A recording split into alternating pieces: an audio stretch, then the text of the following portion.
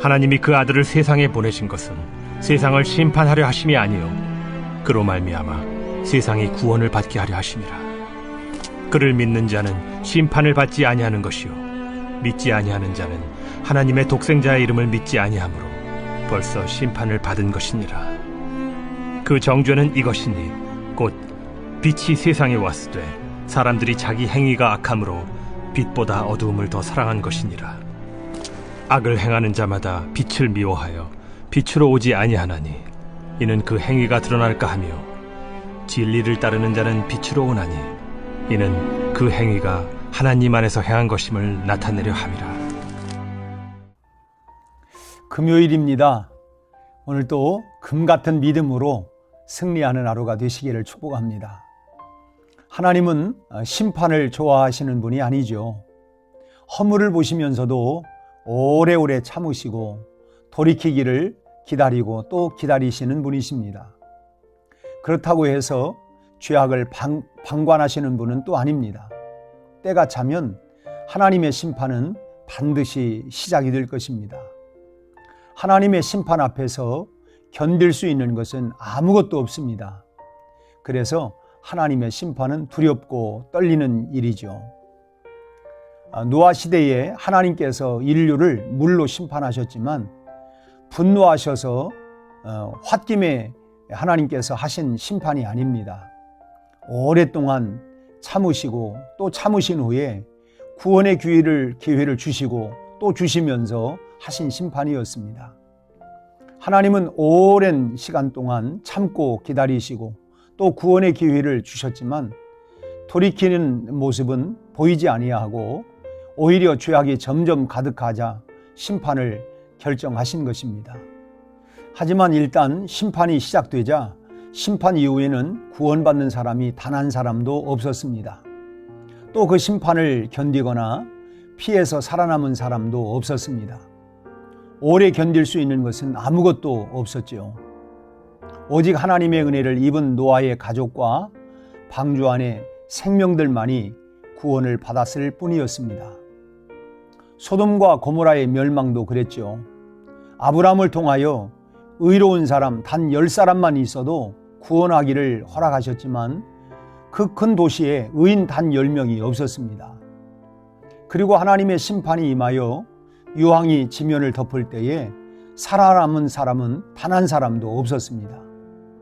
구원의 기회가 허락된 롯의 아내도 세상에 대한 미련을 버리지 못하자 그는 결국 소금 기둥이 되고 말았습니다. 하나님의 심판에서 구원받은 사람은 오직 롯의 식구만이 은혜를 입었을 뿐입니다. 오늘 본문은 지나간 심판이 아니라 앞으로 반드시 올 하나님의 심판을 말하고 있습니다. 예수님께서 이 땅에 오신 이유와 심판의 관계를 말씀하고 심판을 멸할 사람과 심판을 겪을 사람을 말씀해 주고 있습니다. 첫째로 예수님께서 오신 것은 심판을 면하게 하시려고 오셨다고 했습니다. 죄에는 반드시 형벌이 따르죠. 하나님께서는 죄악을 그냥 지나치지 않으시는 분이십니다. 사람은 사랑하셔도 죄악은 결코 그냥 두시지를 않습니다. 죄는 사단의 것이기 때문에 사단과 함께 멸하시는 것입니다. 예수님께서 오신 것은 하나님께서 사랑하시는 사람들이 품고 있는 그 죄, 하나님께서 증오하시는 그 죄를 멸하기 위하여 오셨습니다. 사람은 살려야 하고 죄는 멸해야 하는 것이기 때문에 이 땅에 오신 예수님의 그것이 과제였습니다. 그래서 죄 없으신 몸으로 우리의 죄를 대신 지시고 우리의 죄를 자신의 몸과 함께 십자가에 못 박으신 것입니다. 그래서 오늘 본문 18절을 보면 저를 믿는 자는 심판을 받지 아니하는 것이요 라고 말씀하셨습니다. 이 구절을 좀 더 정확하게 말하면 심판을 받지 않는 것이 아니라 이미 나를 대신하여 예수님께서 심판을 받은 것이라는 것입니다. 그래서 그 사실을 믿기만 하면 우리는 죄사함을 받은 의인이 된다고 하는 말씀입니다. 둘째로 심판을 겪을 사람들은 빛보다 어두움을 더 사랑한 사람들이라고 말씀하고 있습니다.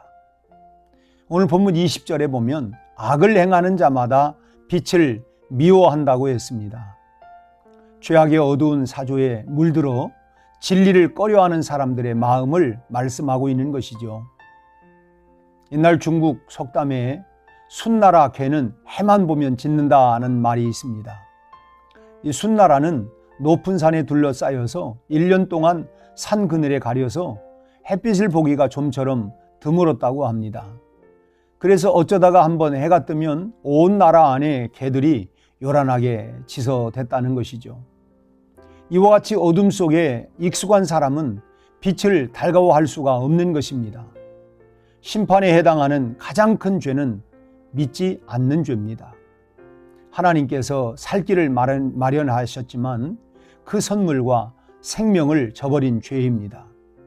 마치 부모에게 가장 큰 불효는 부모보다 먼저 세상을 버리는 일이라고 하죠. 하나님 앞에서도 마찬가지입니다. 이미 영원한 생명을 주셨음에도 생명을 믿지 못하고 죽음을 선택하는 것은 가장 큰 범죄가 되는 것입니다. 곧 닥쳐올 죽음을 모르는 채 하고 지금 현재를 즐기는 사람들이 너무도 많습니다. 그러기에 우리가 빛이 되어야 합니다. 한 사람이라도 더 빛 가운데로 나오게 해야 합니다. 주님은 이 세상에 빛으로 오셨습니다. 이 세상의 빛은 오직 한 분, 예수님밖에 없습니다. 그런데 중요한 것은 빛 되신 주님께서 우리를 향하여 너희는 세상의 빛이라고 말씀하셨습니다. 그러기에 주님의 빛을 받아서 빛이 된 우리는 세상의 어둠 가운데 있는 사람들에게 빛을 비추어 주어야 합니다. 세상에 빛을 비추는 방법은 빛 되신 그리스도께서 이 땅에 계실 때 사셨던 모습 그대로를 따라서 살아가는 것입니다. 어렵고 힘들고 고통 중에 있는 자들 편에 서서 그들이 아파할 때 아파해주고 기뻐할 때 함께 기뻐해주는 것입니다. 오늘도 우리 모두가 그렇게 하여 어둠 속에 갇힌 자들을 빛이신 주님께서 인도해 오시기를 바라는 그 주님의 마음과 심정을 가지고 우리 모두 그렇게 살아가는 이 하루가 되시기를 주님의 이름으로 축복합니다. 우리 함께 기도하시겠습니다. 은혜로우신 아버지 하나님, 사람들은 어둠을 좋아하지만 빛 되신 주님 앞으로 인도할 수 있는 우리 모두가 되게 하여 주옵시고 우리로 하여금 세상에 빛이 되라고 하신 것처럼 우리가 빛으로 살고 빛 가운데로 인도할 수 있는 오늘 하루 우리 모두가 될 수 있도록 은혜를 베풀어 주시옵소서. 어둠의 모든 권세들, 어둠의 죄악들이 물러가게 하시고 생명과 빛 되신 주님께서 오늘 또 우리 모두를 다스리시고 통치하여 주시옵소서. 예수님 이름으로 기도하옵나이다. 아멘.